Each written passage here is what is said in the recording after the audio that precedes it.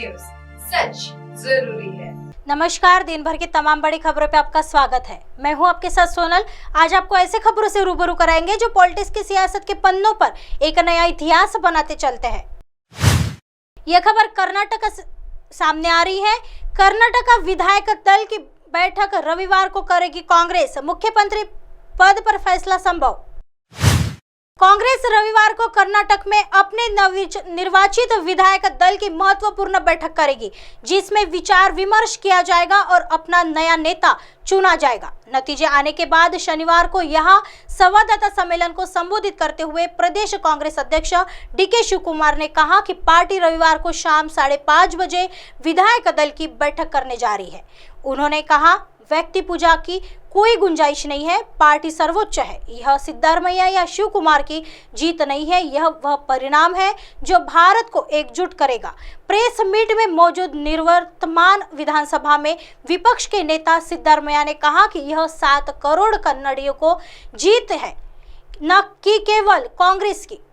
उन्होंने कहा, जब भी भाजपा और जेडीएस नेता एचडी कुमारस्वामी ने राज्य में शासन किया, उनके लिए स्थिर सरकार देना संभव नहीं।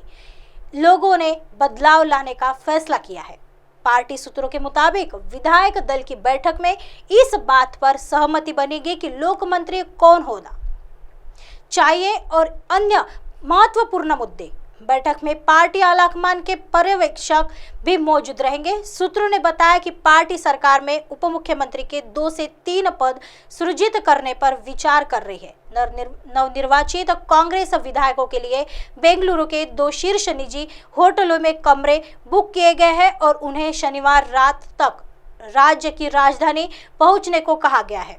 आइए बढ़ते हैं अगली खबर की तरफ। कर्नाटक में कांग्रेस की जीत के बाद गहलोत बोले, हनुमान सभी के हैं।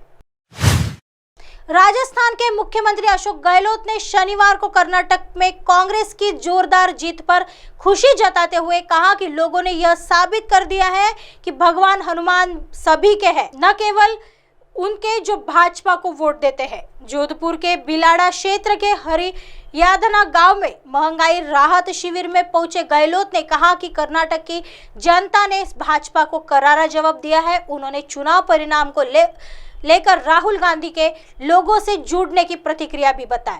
उन्होंने कहा, राहुल गांधी के बयान को मुद्दा बनाकर उनके खिलाफ सूरत में मामला दर्ज किया गया, इस वजह से उनका सांसद पद छीन लिया गया। यह साजिश थी जिसे जनता समझ चुकी है। गहलोत ने कहा, राहुल गांधी को सदन में बोलने नहीं दिया गया, उन्हें सदन से निलंबित कर दिया गया। कर्नाटक के लोगों ने अब भाजपा को इन सभी कृत्यों का जवाब दे दिया है। चुनाव परिणामों पर उन्होंने कहा, परिणाम जैसा मैंने सोचा था वैसा ही आया है।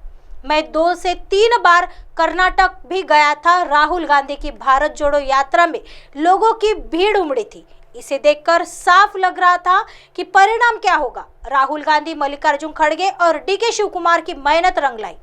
बजरंग दल विवाद पर उन्होंने सवाल किया, क्या ऐसा है कि भाजपा को वोट देने वाले ही सिर्फ बजरंगबली के भक्त है और जो भाजपा को वोट नहीं देता वह बजरंगबली का भक्त नहीं हो सकता? कर्नाटक की जनता ने साफ कर दिया कि हनुमान सबके है। उन्होंने कहा कि कर्नाटक की जनता समझ चुकी है कि भाजपा विपक्ष की सरकारों को कैसे गिरा रही है। उन्होंने कहा, कर्नाटक, महाराष्ट्र, मध्य प्रदेश में सरकारों को गिराने की साजिश थी। वास्तव में वे राजस्थान में ऐसा नहीं कर सके क्योंकि हमने सरकार को गिरने नहीं दिया। उन्होंने कहा, जब कर्नाटक के नतीजे आ गए हैं तो जनता उनकी भाजपा की नौटंकी समझ चुकी है।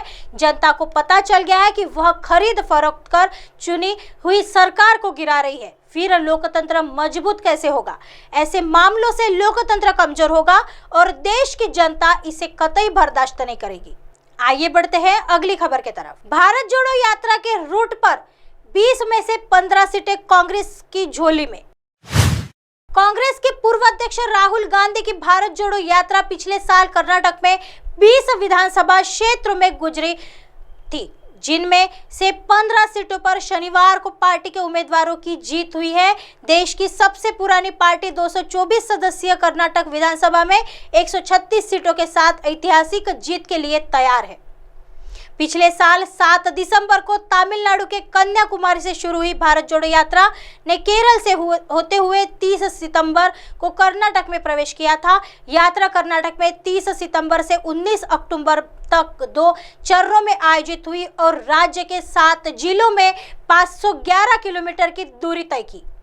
राहुल गांधी ने कई पार्टी नेताओं के साथ गुंडलुपेट में प्रवेश करने के बाद कर्नाटक में 500 किलोमीटर से अधिक की यात्रा की और अंत में उन्हें रायचूर जिले के लोगों ने राज्य से विदा किया। कर्नाटक में पूर्व पार्टी प्रमुख सोनिया गांधी ने भी 6 अक्टूबर को यात्रा में भाग लिया था। राज्य में यात्रा के प्रभाव के बारे में बोलते हुए पार्टी के एक वरिष्ठ नेता ने कहा, राहुल गांधी के नेतृत्व में यात्रा राज्य की 20 विधानसभा सीटों से होकर गुजरी और कांग्रेस उनमें से 15 सीटों पर आगे चल रही है। इस बीच कांग्रेस महासचिव और पार्टी के संचार प्रभारी जयराम रमेश ने कहा कि यह कर्नाटक में भारत जोड़ो यात्रा का प्रत्यक्ष प्रभाव है। अमृत प्रभाव पार्टी को एकजुट कर रहा था, कैडर को पुनर्जीवित कर रहा था और कर्नाटक चुनाव के लिए पटकथा को आकार दे रहा था। रमेश ने कहा, भारत जोड़ो यात्रा के दौरान कर्नाटक के लोगों के साथ राहुल गांधी के संवादों के आधार पर हमारे घोषणा पत्र में गारंटियों और वादों पर चर्चा की गई और उन्हें अंतिम रूप दिया गया। यात्रा बल्लारी, बेल्लारी सिटी, गुंडलुपेट, चक्कलकेरे, हिरियूर, मोलकपुरु, मेलुकोटे, नागमंगला, श्रीरंगपटना, चामुंडेश्वरी, कृष्णराज, नजनगुंड, नरसिम्हराजा, वरुणा, रायचूर ग्रामीण विधानसभा सीटों से होकर गुजरी। पार्टी नेताओं के मुताबिक पार्टी ने 2018 के विधानसभा चुनाव में इनमें से 5 सीटों पर जीत हासिल की थी, जबकि इस साल पार्टी 15 सीटों पर आगे चल रही है। जेडीएस ने 2018 में कर्नाटक की इन 20 विधानसभा सीटों में से 6 पर जीत हासिल की थी, जबकि भाजपा ने 9 सीटों पर जीत हासिल की थी। ऐसे ही दिन भर की तमाम बड़ी खबरों से आपको रूबरू कराएंगे। तब तक बने रहिए MNS न्यूज के साथ। नमस्कार।